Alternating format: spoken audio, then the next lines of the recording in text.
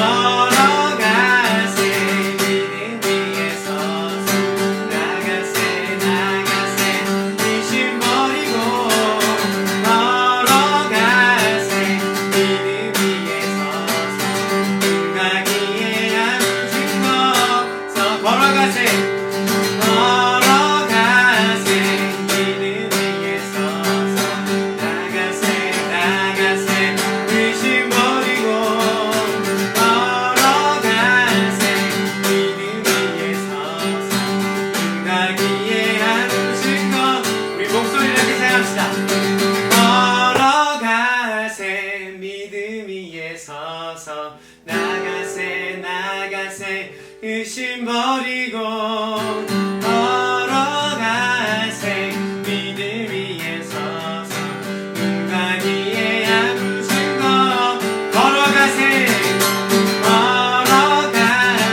믿음 위에 서서 나가세 의심 버리고 걸어가세 믿음 위에 서서 눈과 귀에 아무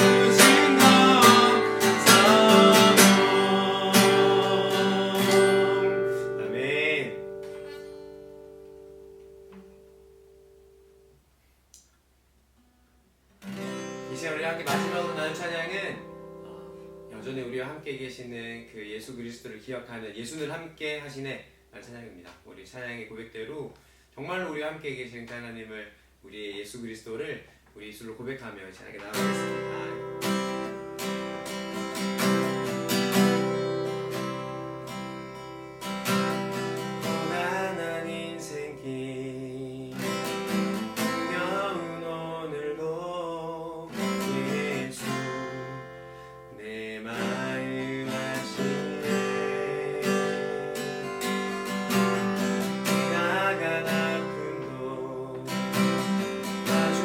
세상도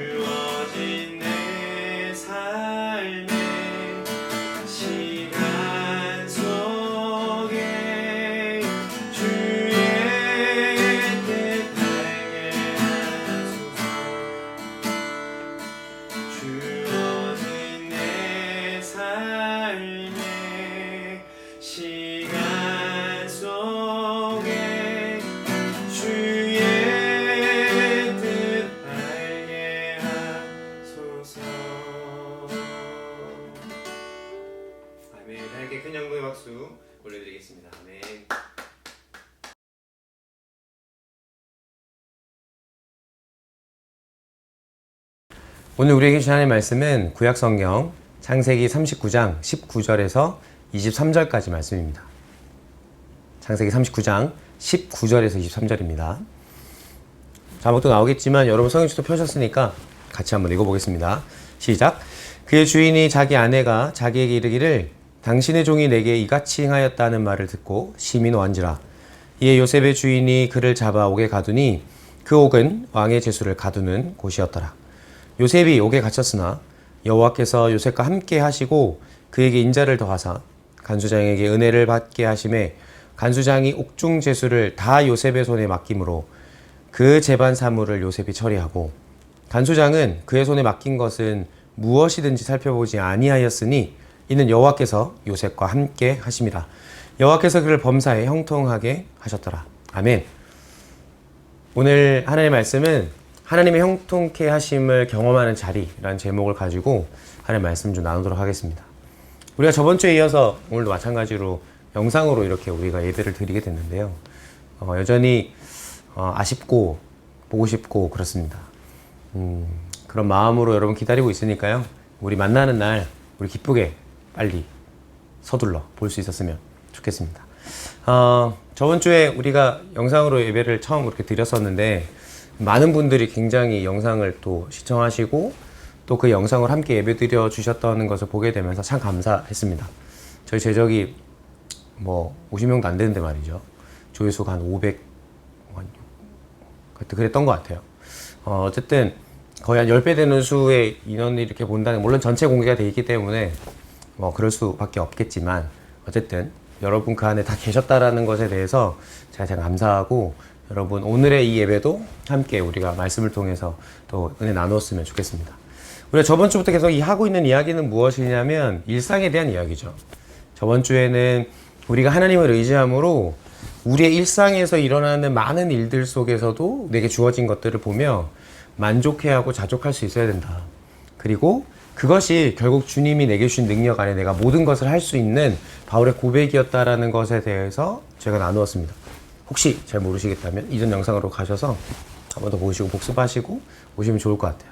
오늘도 마찬가지로 우리 일상에 대한 이야기 중에 한 가지를 또 해볼까 해요. 일상.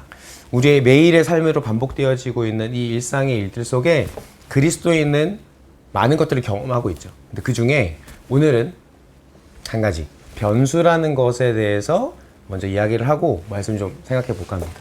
변수. 변수라는 이 말은 변화를 일으키는 요인이란 뜻이에요. 그러니까 내가 지금 내 삶에 어떤 변수가 생겼다라고 하는 건 내 삶에 어떤 변화를 가져다 줄 수 있는 어떤 원인이 제공되었다는 것이죠. 물론 수적으로도 이것을 쓰기도 하지만 우리의 삶에는 이 변수를 통해서 내 삶에 한 번도 기대해보지 못했던 어떠한 결과를 맞이하게 될 때 이런 말을 씁니다.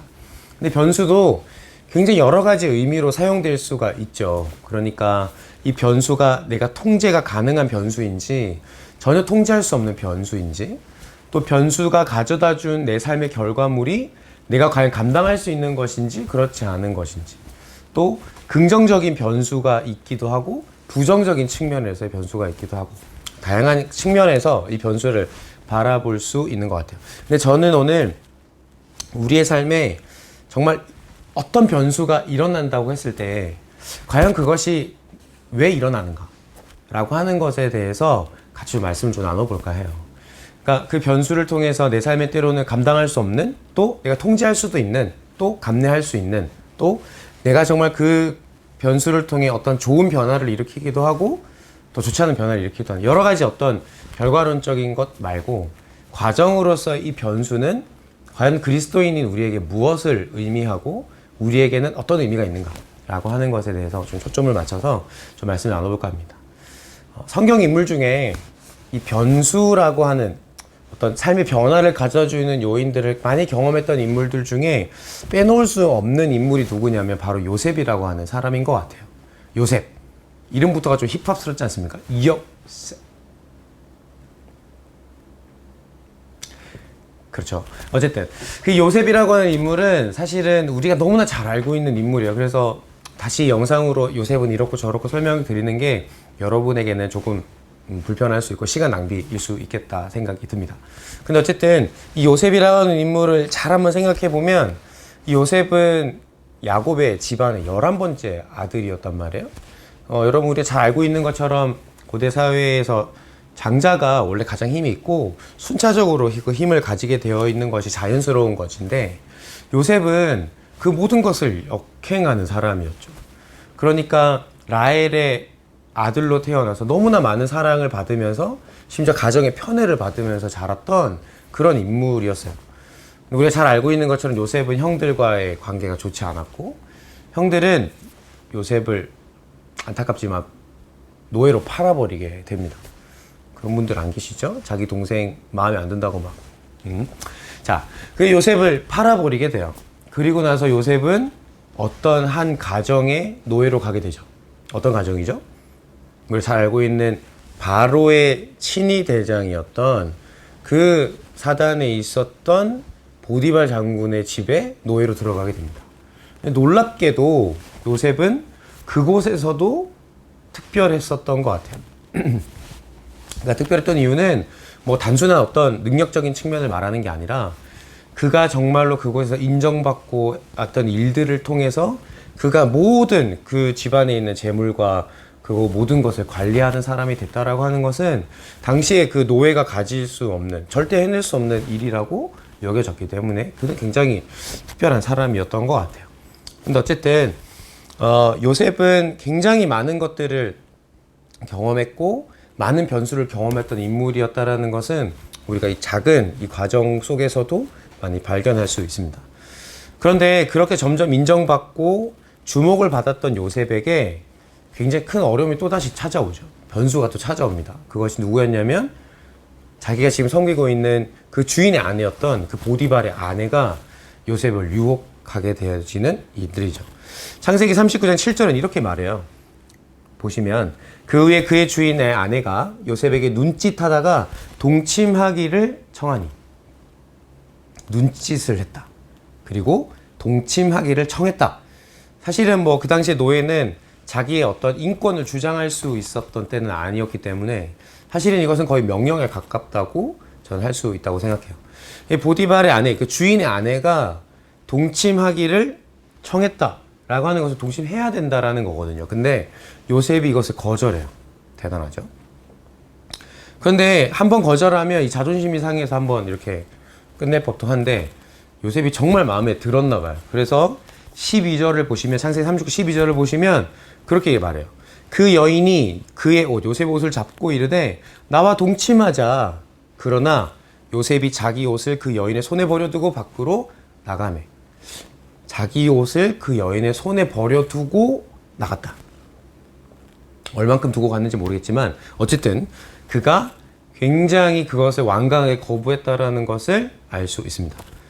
그래서 오늘 말씀의 본문 우리가 읽었던 상황은 우리가 방금 읽었던 그 12장 이후에 나오는, 그러니까 요셉이 그 보디발의 아내의 이 동침을 거절한 이후에 나오게 되는 상황이 오늘 말씀의 상황이에요. 요셉이 그것을 거절하자 이 보디발의 아내가 굉장히 마음이 서운하고 정말로 치욕과 모욕을 느꼈는지 요셉이 자기의 그 청을 거절하자 이 보디발에게, 자기의 남편에게 가서 오히려 자기가 겁탈하려고 했음에도 불구하고 자기를 요셉이 겁탈하려고 했다고 누명을 씌우게 됩니다. 그리고 요셉은 안타깝지만 그렇게 힘겹게 올라온 그 자리에서 다시 떨어져서 이제는 노예의 신분이 아니라 죄인의 신분으로 감옥에 갇히게 되죠. 참 많은 변수가 있는 사람이었어요. 통제할 수 없는 변수, 자기가 그 변수를 통해서 그 결과에 감당할 수 없는 일들을 그는 많이 경험했었어요. 근데 오늘 말씀을 보시면, 본문의 말씀을 보시면 굉장히 놀라운 이야기가 나와요. 21절과 23절까지 말씀, 21절에서 23절까지의 말씀을 우리 한번 읽었지만 한 번 더 읽어보도록 하겠습니다. 21절부터예요. 시작. 여호와께서 요셉과 함께 하시고 그에게 인자를 더하사 간수장에게 은혜를 받게 하심에 간수장이 옥중제수를 다 요셉의 손에 맡기므로 그 재반 사물을 요셉이 처리하고 간수장은 그의 손에 맡긴 것을 무엇이든지 살펴보지 아니하였으니 이는 여호와께서 요셉과 함께 하심이라. 여호와께서 그를 범사에 형통하게 하셨더라. 되게 놀라운 말씀이 또 등장하죠.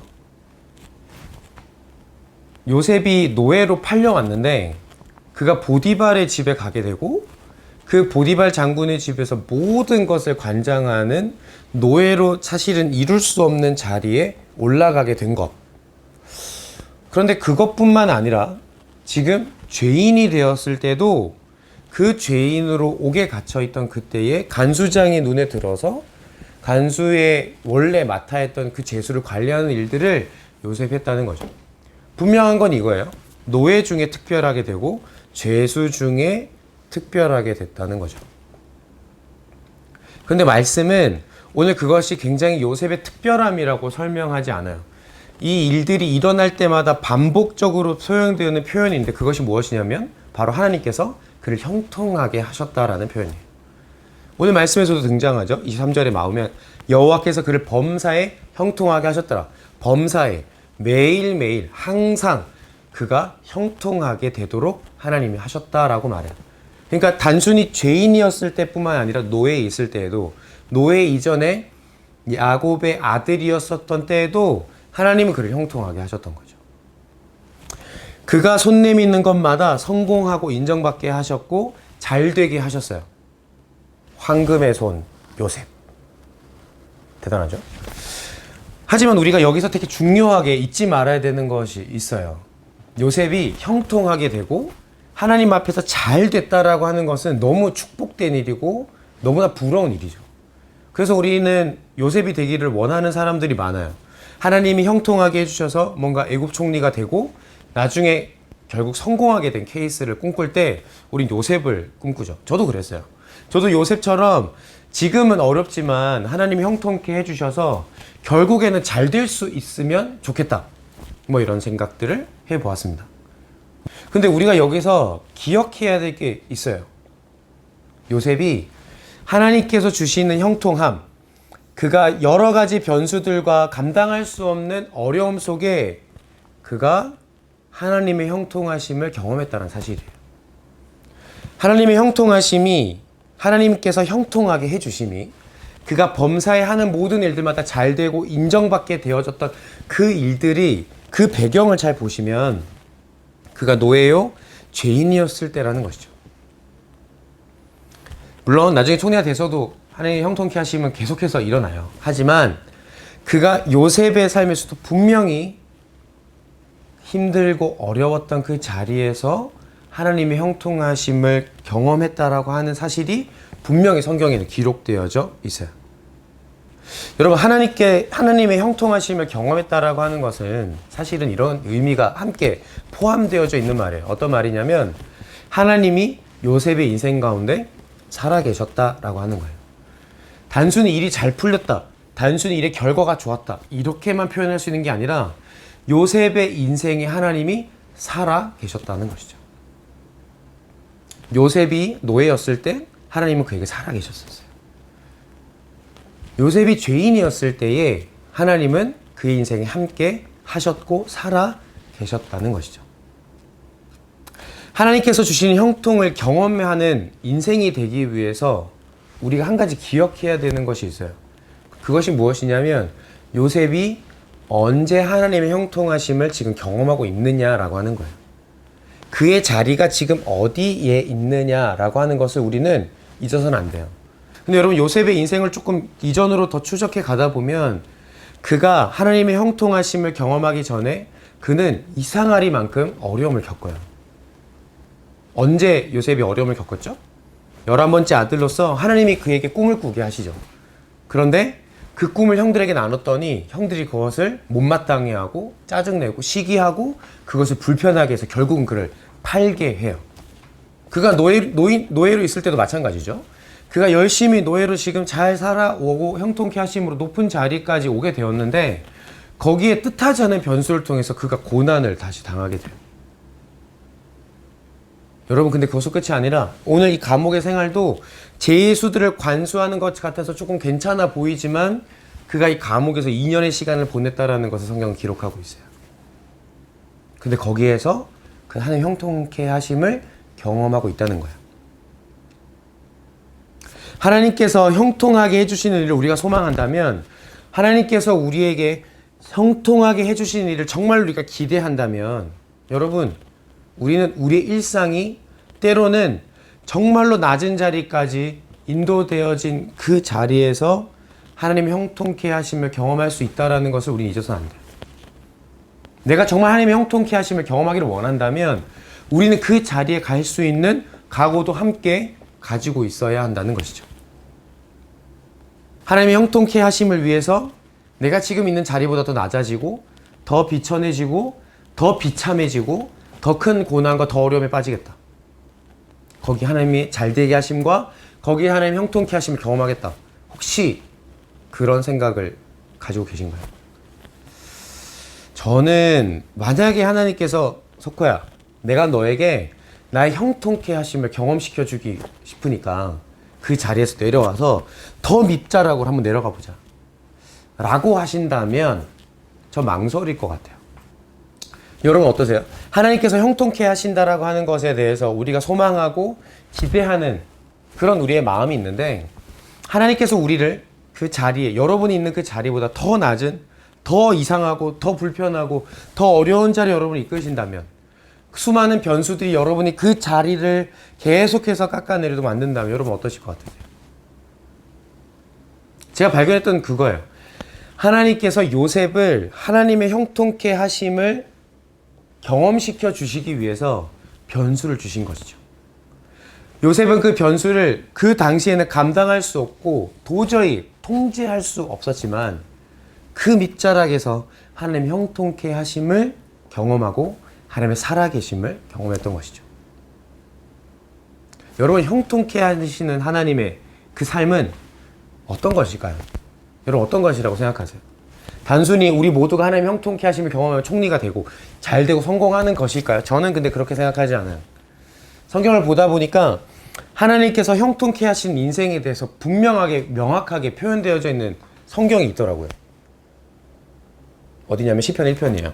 우리가 시편 1편 6절까지 있는데 우리가 3절까지만 한번 읽어볼게요. 나올 거예요. 같이 한번 읽어볼게요. 1절부터 3절까지만요. 시작. 복 있는 사람은 악인들의 꾀를 따르지 아니하며 죄인들의 길에 서지 아니하며 오만한 자들의 자리에 앉지 아니하고 오직 여호와의 율법을 즐거워하여 그의 율법을 주야로 묵상하는도다. 그는 시냇가에 심은 나무가 철을 따라 열매를 맺으며 그 잎사귀가 마르지 아니한 같으니 그가 하는 모든 일이 다 형통하리로다. 3절에는 그가 하는 일이 모든 일이 형통할 것이라고 동일하게 이야기하죠. 근데 여러분, 이 형통할 수 있는 자는 1절에서 2절까지 추적을 하다 보면 이렇게 표현해요. 1절에는 그는 복 있는 사람이다. 근데 그 복 있는 사람은 악인의 꾀, 죄인의 길에 서지 않기로 결단한 인생을 살아가는 사람이다. 2절은 뭐라고 말하죠? 하나님의 말씀을 즐거워하는 사람이다. 그는 하나님의 계명을 즐거워하고 늘 기억하며 살아가는 사람이다. 여러분 어떠세요? 복 있는 사람이라고 하는 것, 하나님의 말씀을 기억하고 즐거워하는 것, 여러분의 일상과 한번 비교해 볼 때 여러분 이것은 여러분에게 쉬운 이야기세요? 어려운 이야기세요? 분명한 건 아마 굉장히 어려운 이야기실 거예요. 근데 여러분 3절에는 이 복 있는 사람에 대해서, 이 형통한 자의 삶에 대해서 좀 더 구체적으로 이렇게 말해요. 그는 시냇가에 심은 나무다. 그래서 그는 그 시내로부터 공급받은 물 때문에 때를 따라 계절이 바뀔 때마다 필요할 때마다 자연스럽게 열매를 맺혀지게 된다. 여러분 무엇이 어려운 거죠? 우리가 복 있는 사람이 되는 것이 어려운 거죠. 악인들의 꾀와 죄인들에게 길에 서지 않기로 결단해서 복 있는 사람의 삶의 자리에 있는 것이 어려운 거예요. 하나님 말씀을 즐거워하는 것이 어렵습니다. 계명을 잊지 않고 늘 기억하는 것이 어려워요. 그러니까 어려운 건 뭐예요? 시냇가에 심겨져 있는 나무가 너무나 자연스럽고 당연한 것처럼 보이지만 심겨져 있는 그 나무는 결코 당연하지 않다라는 것이죠. 오늘 요셉이 왜 이 죄인의 자리에 오게 되었을까요? 딱 한 가지 이유예요.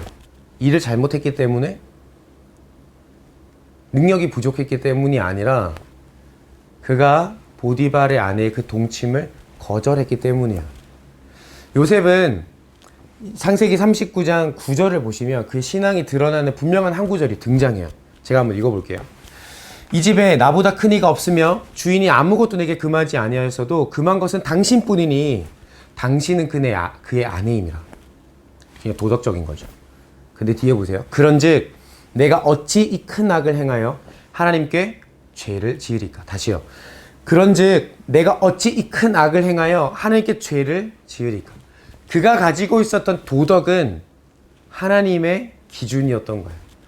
하나님 기준으로 볼 때에 그 당시 사회상으로 볼 땐 충분히 용이하고 모른 척하고 숨기고 넘어갈 수 있지만 하나님 앞에서 이것은 죄이기에 나는 악인들의 죄, 악인들의 꾀를 따라가지 않겠다라고 결정한 삶인 것이죠. 그래서 그는 지금 하나님의 형통을 경험하는 자리에 올 수 있었던 거예요. 시냇가에 심은 나무의 자리로 올 수 있었던 거죠. 그래서 그는 지금 하나님의 말씀을 즐거워하고 기억하는 자로 살아가고 있음을 스스로 증명한 것이죠. 다시 말씀드려요. 우리의 일상에서 찾아오는 변수는 우리에게 하나님의 형통케 하심을 경험하는 자리로의 인도하심이에요. 내 힘으로 감당할 수 없는 것, 때로는 그곳에서 신앙적으로 부딪혀야 하고 갈등해야 되는 일들, 때로는 그리스도인답지 않은 결정을 해야 되는 변수들이 내게 찾아올 때에 우리는 이것을 잊지 말아야 돼요. 이것이 나를 하나님의 형통하심을 경험하게 하는 자리로 가는 길이구나 라고 하는 것. 하나님은 그것을 통해서 변수를 사용하시죠. 왜냐하면 변수는 우리에게는 통제되지 않지만 하나님에게는 통제되기 때문이에요. 그래서 하나님은 변수를 통해서 우리가 복 있는 사람, 하나님의 말씀을 즐거워하고 계명을 기억하는 사람, 시냇가에 심은 나무가 되게 하시죠. 죄송해요. 제가 여러분이 이 변수를 통해서 얼만큼 힘들고 여러분이 얼만큼 어려운지 제가 가늠할 수는 없어요. 그러나 여러분, 우리 함께 생각 한번 해봐요.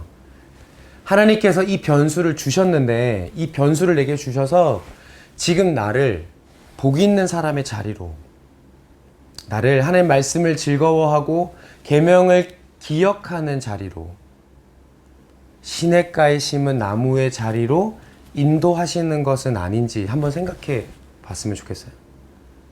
그 여러분, 만약에 그 자리가 여러분이 경험하고 있는 이 변수가 정말 어렵고 힘들고 정말로 감당하기 어려운 것이라 할지라도 여러분이 정말 그 자리에 있다면 말씀은 분명히 이렇게 약속해요. 하나님이 형통케 하신다. 때에 따라 열매를 맺게 하시고 하나님이 부족한 것을 채우시고 하나님이 그 일들을 잘 되어지게 하시고 잘 되어지게 하는 것이 곧 하나님의 영광이 되게 하시는 것으로 우리의 삶을 사용하시게 되는 것. 사랑하는 청소년 이부 여러분, 여러분의 삶에는 어떤 변수가 있으세요? 우리가 저번 주에는 우리 일상에 대한 소중함들을 같이 나누었는데 이번 주에 댓글에는 뭐 이런 것들 좀 나눠봤으면 좋겠어요. 내 삶에 있는 감당하기 어려운 변수는 무엇인지. 이건 너무 감당하기가 어려워요. 기도가 필요합니다. 뭐 기도 제목처럼 나눠주셔도 좋겠고, 아니면 여러분이 그 변수를 통해서 하나님을 경험하셨던, 예전에 이 변수가 내게 있었었는데 이것을 통해 저는 하나님을 경험할 수 있었습니다. 이런 좀 좋은 간증의 이야기도 해주셨으면 좋겠고, 또 한 가지는 지금 여러분의 삶에 있는 변수는 무엇인지 또 같이 나눠주셔도 좋을 것 같아요.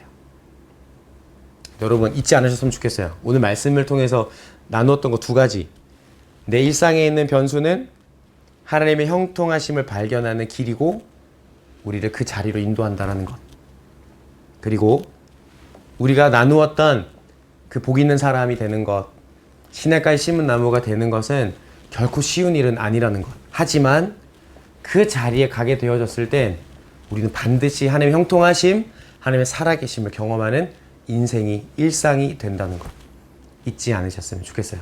사랑하는 청소년 이부 여러분, 우리 형통한 자로 살다가 우리 형통한 자, 모두 형통한 자로 만났으면 좋겠습니다. 사랑하는 여러분, 형통한 자 되시기를, 하나님의 형통함을 경험하시는 그러한 우리 청소년 이부 우리 모든 분들 되시기를 우리 주님의 이름으로 축복합니다. 아멘.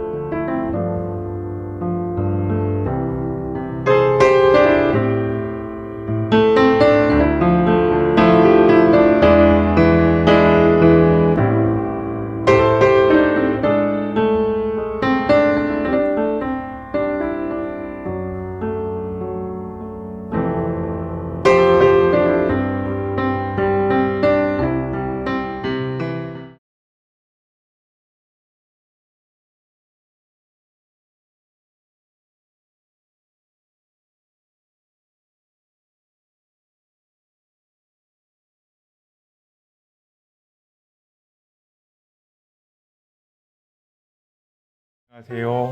청소년 2부 여러분, 강동진 부장입니다. 많이 힘들죠? 저는 이번 코로나 사태로 인해 많은 것을 배우고 있습니다. 매주 드리는 예배의 소중함도 알게 됐고 일상의 생활에 대한 감사도 하고요. 아마 여러분들도 같은 마음일 거라 생각돼요. 마치 광야를 지나고 있는 듯한 이 시간 속에서 하나님께서 우리에게 전해주시려는 마음이 무엇일까요? 여러분 한번 곰곰이 생각해 보면 좋겠어요. 다음 주에는 여러분들과 꼭 함께 예배 드릴 수 있기를 바라요. 청소년 2부 모든 가족들을 위해 한 주일 동안 열심히 기도하겠습니다. 개인 건강 잘 지키세요. 사랑합니다. 얘들아 안녕. 내가 누구게? 소명교회 청소년 2부 쌤이야. 요즘 코로나19로 인해 만나지 못해 너무 아쉽고 보고 싶어. 손 잘 씻고 마스크 꼭 하고 다녀. 일상에서 하나님을 만나는 일에 소홀히 하지 않는 한 주가 되길 바라고, 코로나 바이러스가 속히 해결되어 빨리 함께 예배드렸으면 좋겠다. 모두들 영상 예배에서 만나자. 안녕. 네, 공자반의 선생님 박가원입니다. 우리 반 친구들 그리고 사랑하는 청소년 2부 친구들 건강관리 잘하고 있죠? 저도 고양이랑 이렇게 방에 고립되어서 보내고 있습니다. 인사해. 네, 예배가 너무 그립고 또 여러분들이 너무 보고 싶지만 또 재밌게 열정적으로 영상을 찍어주시고 예배를 준비해주신 강석권 목사님 덕분에 예배의 은혜가 제 방까지 찾아오는 것 같아서 너무 좋습니다. 우리 청소년 2부 친구들도 예배 영상을 통해서 항상 예배를 사모하시고 은혜를 간직할 수 있는 여러분 되셨으면 좋겠습니다. 우리 청소년 2부 친구들 그리고 사랑하는 콩자반 친구들 얼른 보고 싶습니다. 건강관리 잘하시고 예배가 회복되는 그날까지 기도로 예배로 우리가 더 나아갈 수 있는 우리가 됐으면 좋겠습니다. 우리 청소년 2부 화이팅! 하나님 앞에 또 부모님께 부족했던 부분들을 채워나가는 시간들로 한번 삼아보자. 현정이, 은준이, 또 선영이, 지인이, 한나, 가연이, 서연이, 우리 나침반 친구들 더 강건하고 건강하길 기도한다. 또 우리 보고픈 목사님, 우리 선생님들 모두 사랑하고 축복합니다. 얘들아 안녕. 잘 지내고 있니? 이렇게 코로나 사태로 인해서 여러 친구들 못 보고 있어서 좀 보고 싶긴 하다. 어떻게 지내고 있어? 다들 지금 함께 예배 드리지 못해서 조금 아쉬움이 있긴 하지만 이 시간을 통해서 하나님이 우리에게 주시는 메시지도 생각해보고 또 그동안 자기에 대해서도 또 한번 들여다보는 그런 시간들이 됐으면 좋겠어. 건강 잘 유지하고 그리고 우리가 이렇게 사회적 거리두기를 하고 있는데 그 속에서 하나님의 사랑을 또 느낄 수 있는 시간들이 됐으면 좋겠어. 우리 반 친구들, 우리 수연이, 우정이, 예빈이, 또 은진이, 동석이, 수혁이, 영서 다 잘 지내고 있니? 보고 싶다. 그래, 선생님도 요즘에 우리 집에서 이렇게 우리 딸이랑 아들이랑 이렇게 거의 함께 지내고 있어. 가끔 너무 답답할 때는 산에도 가는데 보면 어김없이 오고 있더라. 그래, 이렇게 계절을 사계절 잘 돌아가고 있는데 우리의 마음속에도 봄이 왔으면 좋겠어. 건강하게 잘 지내고 우리 반 친구들 다시 만날 때까지 화이팅! 안녕! 네, 안녕. 할렐루야. 지금 코로나 때문에 많이 힘들어하는데, 모두 다 마찬가지인 것 같아. 특히 우리 부산 지역은 여러 가지로 신경이 많이 쓰이는데, 너네들 독서실도 못 가고, 학원도 못 가고, 집에 있는데, 힘 많이 내고, 그리고, 마스크 꼭 끼고, 무엇보다도 너네들 많이 보고 싶지만, 그래도 하나님이 이런 시간을 허락해 주신 건, 더욱더 그리움을 우리에게 주시려고 그런 게 아닌가 모르겠어.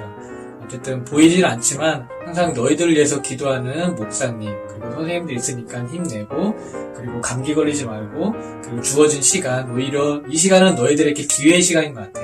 더욱더 특히 우리 고3 우리 햇반 아이들 파이팅!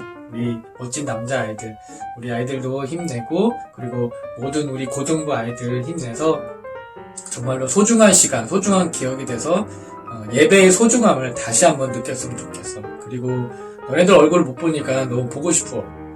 하나님께서 그 마음 아시고 이제 곧 볼 수 있는 시간을 주실 것 같아. 그때 동안 우리 모두 건강하게 그리고 믿음 안에서 잘 생활하자. 화이팅! 할렐루야! 좋아하고 있어요. 사실은 그래요. 좋아하고 있어요. 내가 많이 한 발 더 다가오면 이런 마음 다 들킬까봐 겁나. 걱정하지 마요. 시간이 필요해. 천천히 너에게로 오고 보랏빛 스며드는 그 순간 그저 좋은 이대로 안녕하세요. 저는 3학년 3반 졸업반 담임인 홍지혜입니다. 우리 청소년 2부 아이들 모두 보고 싶습니다. 지금 코로나 때문에 영상 예배로 하나님께 예배를 드리고 있지만 삶의 자리에서도 더욱더 예수님을 많이 찾는 시간이 될 수 있었으면 좋겠습니다. 영상을 만드시는 또 영상 예배로 섬겨주시는 모든 사람들, 모든 집사님들, 권사님들, 또한 목사님들 너무너무 감사합니다.